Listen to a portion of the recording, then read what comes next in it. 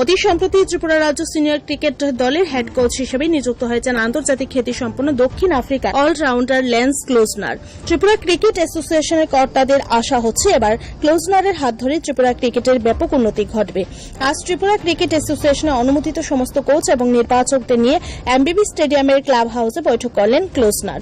এই বৈঠকে প্রথমে রাজ্যের বিভিন্ন জায়গার খেলোয়াড় এবং ক্রীড়া পরিকাঠামো সম্পর্কে বিভিন্ন তথ্য নেওয়ার চেষ্টা করেন দক্ষিণ আফ্রিকার প্রাক্তন এই কিংবদন্তি। জানা গেছে আজকের এই বৈঠক থেকে আগামী দিনে রাজ্য ক্রিকেটকে দৃঢ়ভাবে এগিয়ে নিয়ে যাওয়ার জন্য দিশা নির্ধারিত হয়েছে। টিসিএর তরফ থেকে দৃঢ় আশাবাদ ব্যক্ত করে আজ আরও একবার বলা হয়েছে ল্যান্স ক্লোজনারের অভিজ্ঞতার উপর ভিত্তি করে আগামী দিনে ত্রিপুরার ক্রিকেট রাজ্য তথা দেশে ব্যাপক ছাপ।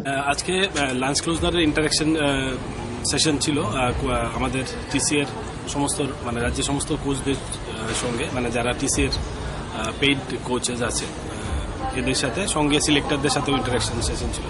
সো একটা ভালো সেশন হয়েছে, তো ভালো মত বিনিময় হয়েছে। ক্লোজনার বলেছে যে কি কিভাবেও কাজ করতে চায় এবং তাতে আমাদের লোকাল কোচরাও খুব খুশি এবং লোকাল কোচেদেরও কিছু প্রশ্ন ছিল, সে খুব সুন্দরভাবে উত্তর দিয়েছে। তো মোটামুটি একটা ভালো একটা সেশন গেছে, আমিও ছিলাম ওখানে।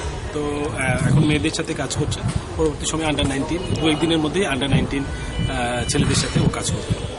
কজন কোচ এসেছিল আজকে প্রায় 23-24 জন, টোটাল কোচে 26 জন, এর মধ্যে 3 জন আসতে পারেনি। এর মধ্যে টোটাল 23 জনের কোচের মতো আজকে উপস্থিত ছিল।